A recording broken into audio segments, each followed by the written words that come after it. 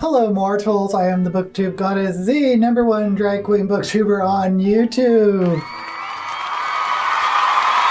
I'm going to do the mid-year freak-out book tag, which I've seen a bunch of people do. This is the beginning of July. Hopefully I won't take too long to edit this video so it's not crazy late.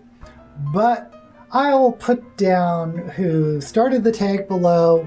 Again, I've seen a bunch of people do this, so I feel part of the club now. And I apologize, I'm actually behind on book tags. I filmed one like over a month ago that I haven't edited, and there's another one I really want to do. But for now, let's get on with the mid-year book tag, which is timely, so this will be the first one I edit. Let's go! #1, best book you've read so far in 2020.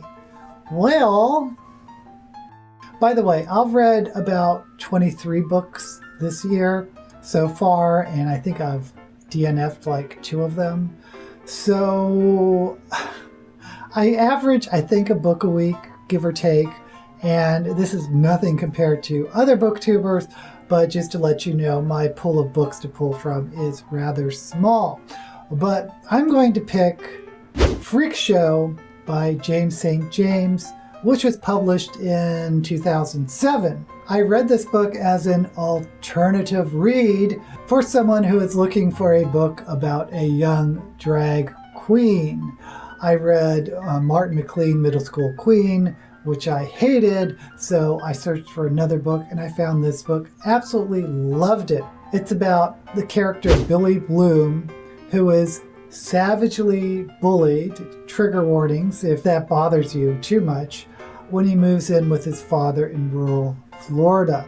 And this has since been made into a movie, which is okay. I think it's a really well-written stream of consciousness type of novel. The author, James St. James, is a infamous club kid from back in the day who wrote Disco Bloodbath and currently does drag queen transformations on World of Wonder.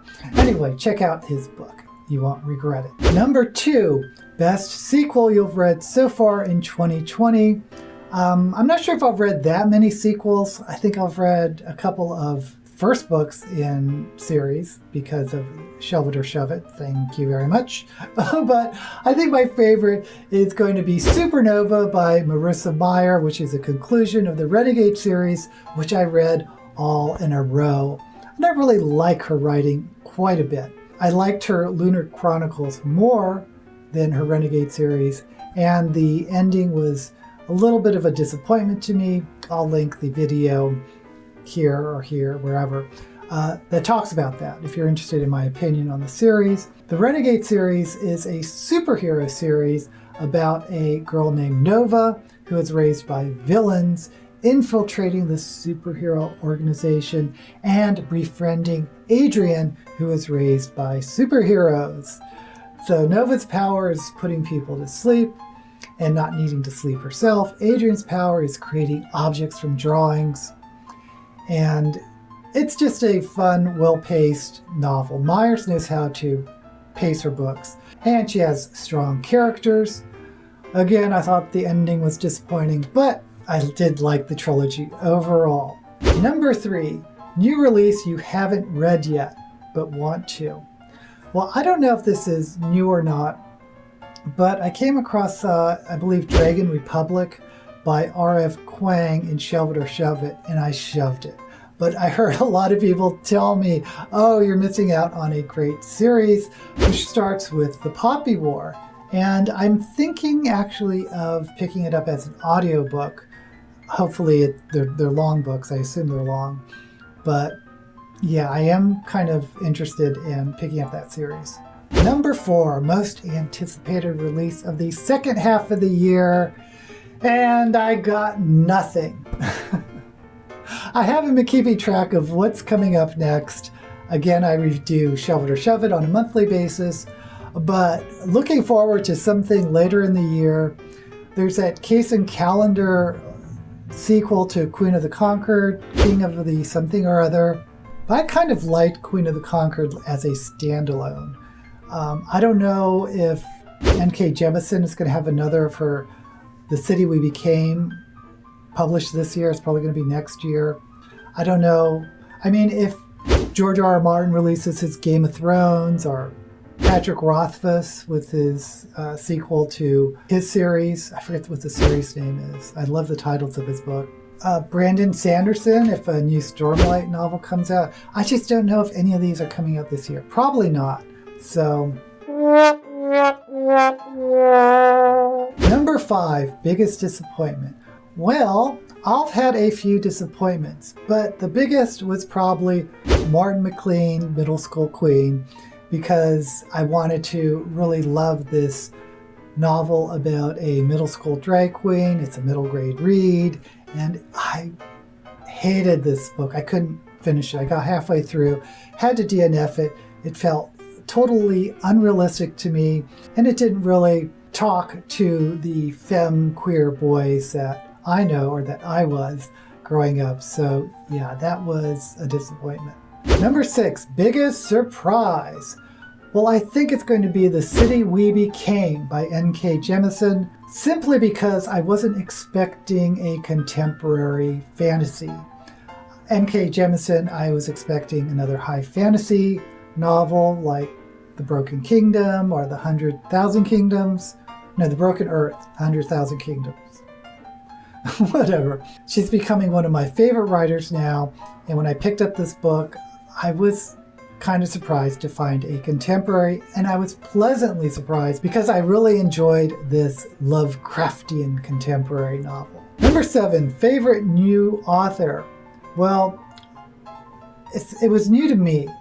Benjamin Alir Sayens, who wrote Aristotle and Dante Discover the Secrets of the Universe.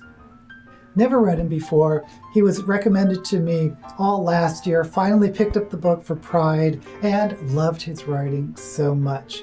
Very deceptively simple writing that's so deep. Very impressed. Newest fictional crush.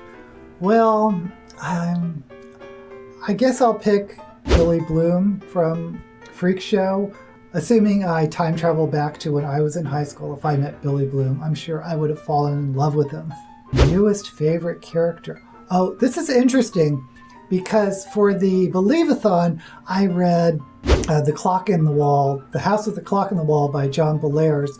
And when I was looking up who this author was, I found out he wrote really just one adult fiction, but it got raves, and I didn't realize that he was a big inspiration to Gary Gygax, who created Dungeons and Dragons. And I remember reading The Dying Earth by Jack Vance, which was also another inspiration to Gary Gygax. But I haven't heard about this author, and this book was getting rave reviews like the best fantasy novel. So when I read it, I really loved the main character, Prospero, who was this old wizard with a scraggly beard, who's sort of like a Gandalf or a Merlin or something. But he was self-described as not one of the great wizards, wasn't quite Rincewind, but he was, an average old geezer wizard. What's special about this book is actually the voice of the novel, because I've mentioned this before, a lot of middle grade books have a strong voice, and I kind of like a novel with a strong voice. But you don't really see it in adult novels. But Bellairs brought that to The Face in the Frost. And this was published back in 1969. I'll try to get a review out for this book because I think it deserves its own review.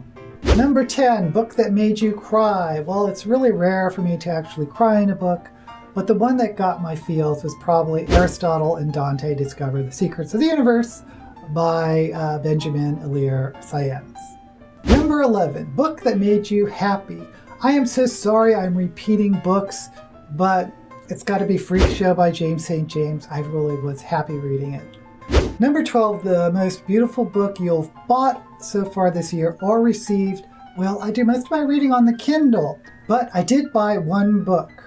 The Little Prince by Antoine de Saint-Exupéry. I bought it for the Magical Readathon, and I didn't have a copy of this book, and I really wanted it in hardback, and it has some really nice colorful illustrations. It's oversized, I think the last time I had a copy of The Little Prince, it was one of the little pocket books. But this one is really gorgeous. Number 13. What books do you need to read by the end of the year? Gosh, I don't know. I think I've caught up on my TBR list. I just need to do reviews of them. But there is something I am listening to on audiobook when I jog, because I'll have to do something during quarantine. But I'm reading the Licanius trilogy by James Islington. I didn't really know anything about it, but I just bought it because it was rated high on Audible.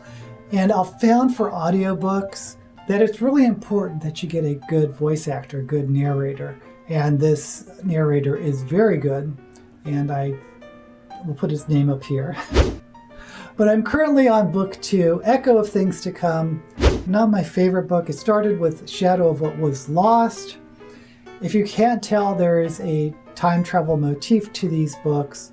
Not my favorite gimmick, but I am definitely going to continue and read book 3, The Light of All That Falls, as soon as I finish book 2.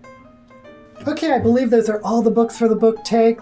Thank you for joining me. I'll have affiliate links to the books I've mentioned below.